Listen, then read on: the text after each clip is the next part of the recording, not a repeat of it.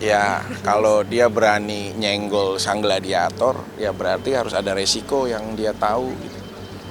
Harus ada resiko yang dia tahu bahwa ini akan jadi pertarungan gitu. Daripada kita berdebat via ucapan dan lain-lain, mendingan ya kita bawa ke dalam pertarungan.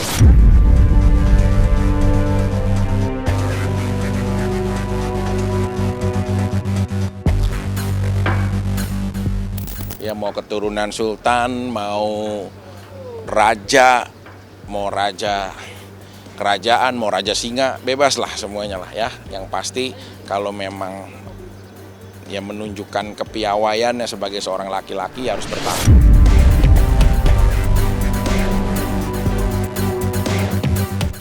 Kalau dia nggak berani sendiri, nggak apa-apa, ajak Bang Rasman.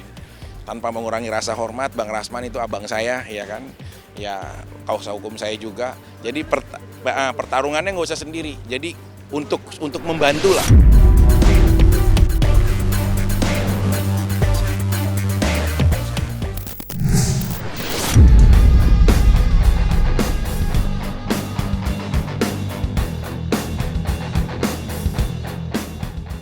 Hari berganti hari, kontroversi advokat Firdaus Oyuwobo semakin menjadi-jadi. Ia gerak-gerik dan setiap patah kata yang ia tuturkan seperti tidak ada habisnya menyulut emosi. Lebih-lebih, Firdaus tak pernah sekalipun segan melontarkan sindiran kepada berbagai masyarakat di seluruh penjuru negeri, mulai dari seteru-seterunya di dunia hukum hingga bintang-bintang panggung hiburan tanah air. Vicky Prasetyo salah satunya. Menanggapi itu, amarah Vicky Prasetyo pun pecah seketika. Buktinya, ketika ditemui kemarin, Vicky Prasetyo lantas mempertegas kembali tantangannya terhadap Firdaus Oyuwobo untuk adu jotos di atas arena tinju, seperti yang sebelumnya ia tuturkan lewat unggahan di media sosial. Lantas, seperti apa luapan emosi Vicky Prasetyo kepada Firdaus? Gak Vicky, lu gak ada apa-apanya, cuma 24 biji. Gua Vicky udah sering. Akadnya udah sering ya? Iya, sering. Sampai gua di blacklist sama KUA. Ya kalau dia berani nyenggol sang gladiator, ya berarti harus ada resiko yang dia tahu. Harus ada resiko yang dia tahu bahwa ini akan jadi pertarungan gitu. Daripada kita berdebat via ucapan dan lain-lain, mendingan ya kita bawa ke dalam pertarungan. Ya karena kan bawa-bawa merendahkan orang gitu kan. Saya sih sebenarnya nggak mau ambil pusing lah tentang permasalahan statementnya dia atau apapun urusannya dia. Tapi kalau sudah menyangkut tentang ya harga diri, bawa-bawa orang gitu ya kan.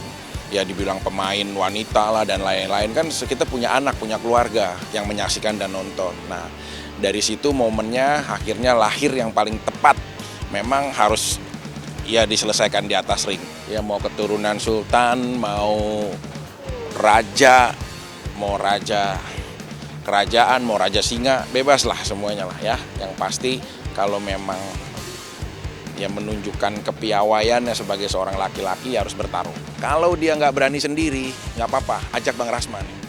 Tanpa mengurangi rasa hormat, Bang Rasman itu abang saya, ya kan?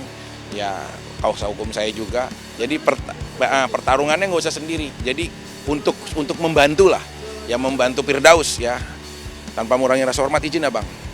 Firdaus, boleh kamu bawa Bang Rasman. Jadi 2 lawan 1, langsung maju serentak berbarengan di atas ring. Nggak usah satu-satu, langsung berdua-duanya maju. Nggak usah satu-satu, langsung berdua-duanya maju. Kalau gue nggak nanggepin Vicky, ntar dia tenar lagi. Gue nggak mau, gue kalau artis-artis pemula gitu gue nggak mau nanggepin. Kalau diajak lomba nyanyi, ya boleh, gue demen. Misalnya ada TV nih, yang manggil semua pengacara suruh ikut lomba nyanyi, hadiahnya siapa gitu kan. Nah, gue mau dah. Ya, kita udah 11 tahun karir ya, maksudnya di entertain ya, terserah lah. Orang berpandangan apapun yang nggak ada masalah, itu haknya dia. Tapi dia belakangan ini ngajakin ngadu band dia. Kita nggak sebelum tinju ngadu band dulu deh. Perform deh band dia sama bandnya Vicky, kan punya band Kudeta tuh, saya lihat tuh gitu loh. Ya nggak apa-apa sih, sebelum kita ke pertarungan tinju ya kita ngadu band dulu ya juga nggak apa-apa. Ya memang harus dibawa ke ring. Kalau gladiator itu kan memang closingnya ya bertarung di Kolosium gitu loh. Nah makanya ini harus jadi pertarungan gitu loh. Nah 3 menit selama 3 ronde. ya udah akan jadi pertarungan gitu loh. Jadi memang lelaki itu harus diselesaikan berdarah-darah gitu. Kan guru taekwondo, guru silat, ari-arinya baru dikubur di istana, apapun lah temuan-temuan itu, pemilik gunung uranium dan lain-lain lah itulah. Makanya hal seperti itu akan terjawab kalau di atas ring. Kebal nggak? Bener-bener nggak mempan pukul nggak? Kebal nggak? Terus nafasnya bagaimana? Terus bela dirinya bagaimana gitu sih. Nah, kalau kita ini kan turunan sultan nggak perlu tonjok-tonjokan begitu, cukup yuk begitu aja langsung, kan dari pengadilan langsung langsung ke rumah sakit ini. Ya kalau naik ke meja pengadilan aja berani, berarti kan harus dijawab dengan naik juga ke ring gitu loh. Jadi ya menurut saya pernah duduk sebagai seorang terdakwa di pengadilan, ya kita patuh lah terhadap hukum, terhadap jurisprudensi sebagai ya hak prerogatif hakim ya untuk memimpin persidangan, kita menghormati ketua majelis, apapun ceritanya.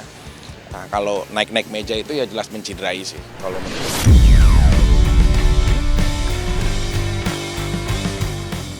Tak dapat dipungkiri, Firdaus Oiwobo memang tak pernah gagal membuat seterunya gemas dibakar emosi yang meluap panas.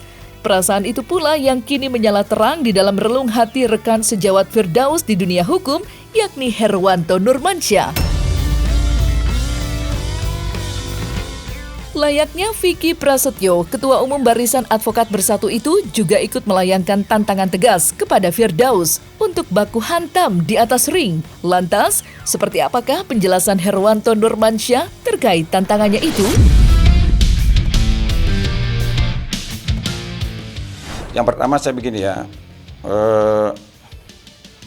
dia mengatakan bahwa saya ini baru belajar jadi pengacara atau nggak ngerti, memalukan gitu kan.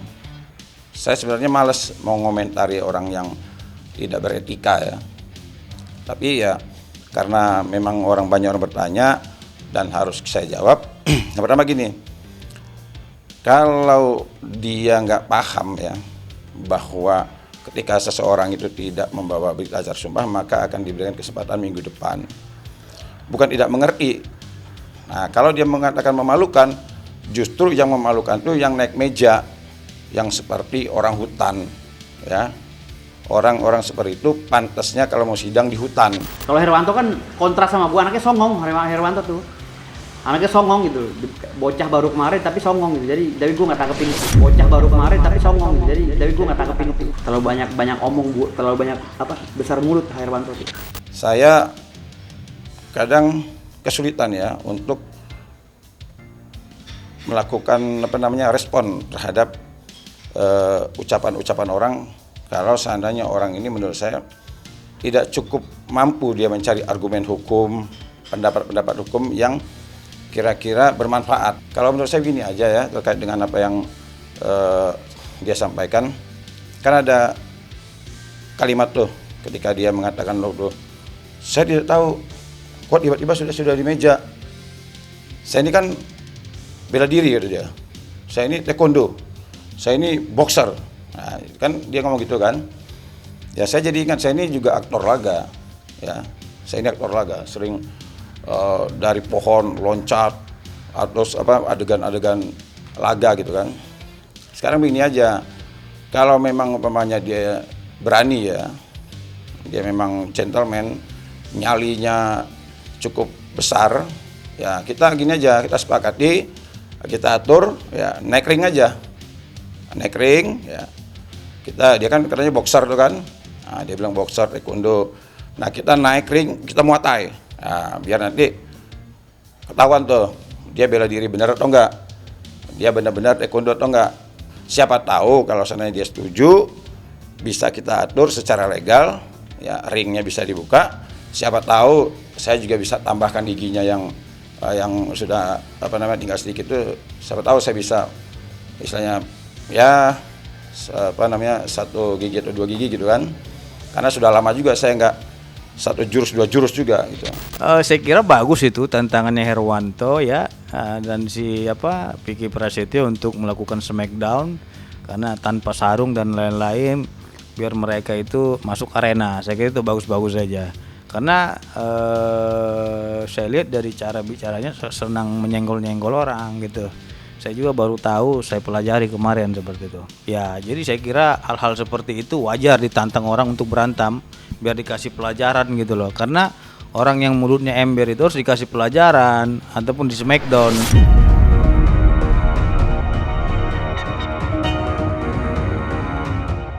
Ya, kontroversi tingkah laku Firdaus Oiwobo yang berujung pada tantangan baku hantam dari Herwanto Nurmansyah dan Vicky Prasetyo nampaknya tidak luput dari sorotan tajam advokat Pitra Romadhoni Nasution. Apalagi Pitra dan Firdaus memang sempat terlibat dalam aksi adu mulut panas, yakni ketika sama-sama hadir di sebuah acara televisi swasta, di mana Firdaus diduga melontarkan kalimat tak elok yang membuat Pitra Romadhoni tidak terima. Lantas, benarkah jika kisruh kedua sosok itu sudah berakhir damai?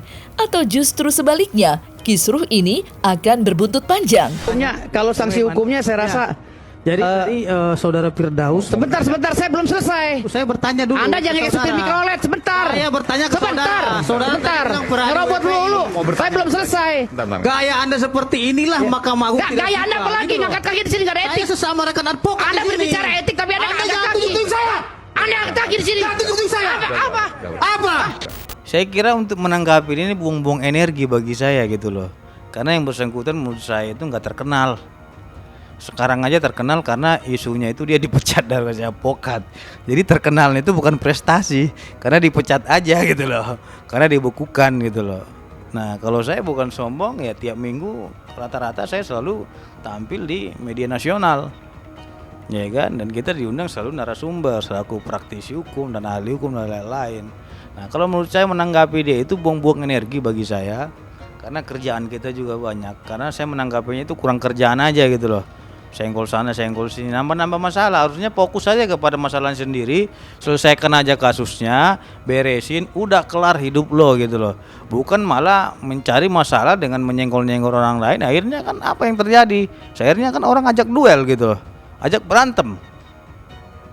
Nah, makanya ini mau nambah-nambah masalah ya justru tipenya seperti itu, mau gimana lagi, kita nggak bisa hentikan gitu. Tapi kalau menurut saya tipe saya bukan seperti itu. Iya, yang bersangkutan minta maaf ya, disamperi oleh Pak Rasman kemarin ya. Kita minta maaf lah sama Pitra kan datang ya. Karena memang orang minta maaf, tentunya saya secara pribadi oke, saya juga minta maaf ya apabila memang terlalu keras tadi menanggapi kau kan gitu. Nah, ya udah sama-sama Bang, kata dia gitu. Jadi saya kira itu hal yang biasa saja perdebatan, tapi saran saya untuk ke depan, kalaupun semuanya berdebat itu jangan masuk kepada ranah pribadi dan jangan pernah membandingkan profesi orang dengan profesi lainnya seperti sopir mikrolet, supir apa dan lain-lain. Kasihan loh sopir-sopir mikrolet ini dianggap hina pekerjaannya gitu. Saya sih menganggap miris saja karena memang saya tersinggung di situ ya, karena saya menganggap supir mikrolet ini sangat mulia sekali dibandingkan jangan seperti supir mikrolet, katanya gitu kan, seolah-olah supir mikrolet ini adalah pekerjaan yang buruk ataupun yang hina. Makanya di situ saya marah. Saran saya kepada kamu ya, agar lebih fokus saja kepada proses hukummu. Jangan nambah-nambah masalah lagi. Jangan nyenggol-nyenggol orang lagi. Karena semakin banyak musuhmu, karirmu semakin tamat gitu loh. Memang kau terkenal dengan menyenggol-nyenggol orang lain, menyenggol-nyenggol artis. Memang terkenal benar. Tapi karir kau akan ditamatin sama orang lain. Terlepas dari banyaknya seteru baru yang silih berganti bermunculan, kisruh antara Firdaus dan Hotman Paris Hutapea sejatinya belumlah sirna. Hal itu pun terbukti dengan aksi Firdaus Oiwobo yang semakin vokal berceloteh dan mengomentari Hotman Paris Hutapea. Khususnya pasca berita acara sumpah advokat miliknya resmi dibekukan oleh Pengadilan Tinggi atas arahan Mahkamah Agung Republik Indonesia. Bak tak kehabisan akal dan amunisi, kini Firdaus pun menetapkan target sindirannya terhadap harta Hotman yang bergelimang. Ya, Firdaus mengaku jika semua itu masih kalah dengan harta yang ia miliki. Lantaran Firdaus memiliki sebuah gunung yang menjulang tinggi, lengkap dengan kandungan uranium di dalamnya.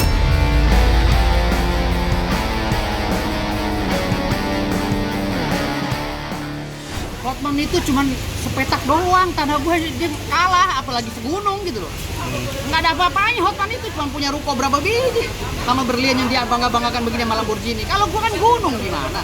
Mau disamain sama gue? Cuma sepetak doang ya? Nggak ada apa-apanya, cuma sepetak doang gitu loh. Dan dia emang spesialis sawah sepetak, nggak bisa ngelawan gue. Oh enggak, gue lahir di Jakarta, kampung gue di Jakarta, ari-ari gue ditanam di Jakarta. Hotman yang pulang kampung karena dia di sono no. Di Siantar apa di mana tuh ya, Simalungun ya. Lo pulang lo Hotman lo, nggak pantas Jakarta lo. Gue orang Jakarta nih, lahir di Jakarta ya. Gue mau orang elit ya. Gue kakek gue kerja di istana, ya. Bokap gue di istana, dan ari-ari gue ditanam di depan istana presiden ya. Ingat lo, kalau lo suruh pulang kampung, nih kampung gue Jakarta. Walaupun kong nenek-nenek moyang gue di Bima ya. Ya lo kalau gaul mau gue Hotman. Aduh. Halo para pimpinan rumah sakit jiwa di seluruh Indonesia dan juga panti-panti yang mengurus ODGJ. Tolong dicek apakah ada pasien sakit jiwa saudara yang lepas dari rumah sakit. Karena sekarang ini sudah menimbulkan guyonan lawakan di medsos ya. Jadi tolong dicek benar-benar apakah ada pasien saudara yang lepas dari rumah sakit jiwa maupun ODGJ saudara. Benar-benar sekarang mata gua sakit melihat lawakan yang aneh-aneh di yang lucu atau apa aduh gak tahu deh ya. Benar-benar dicek. Kalau ada cepat karungin, bawa agar diikat tangannya, dibawa pulang ya.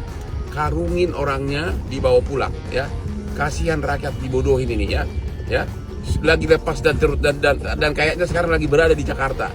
Cepat karungin, bawa pulang ya ODGJ dan yang sakit jiwa tersebut ya. Hotman Paris. Gue ini bukan orang gila gitu loh. Gue ini orang normal yang punya rumah tangga normal dan membiayai istri anak yang normal. Maksud gue nggak usah berlebihan lah. Udah cukup kok sampai segitunya gitu loh, rasa ketakutan dia sampai pengen mau ngancurin gue gitu kan. Rasa ketakutannya segitunya gitu. Udah cukup kali dengan provokasi yang dia lakukan ya kan, sehingga MA bergerak membekukan berita acara sumpah gue, kan udah cukup lah kalau bagi manusia yang waras ya, yang normal ya. Tapi bukan di situ aja, dikejar terus sampai gue diminta rumah sakit jiwa nangkap gue. Kan apa urusannya gue rumah sakit jiwa nangkap gue? Misalnya sindiran itu terhadap gue, walaupun tidak secara eksplisit menyebutkan nama gue kan gitu.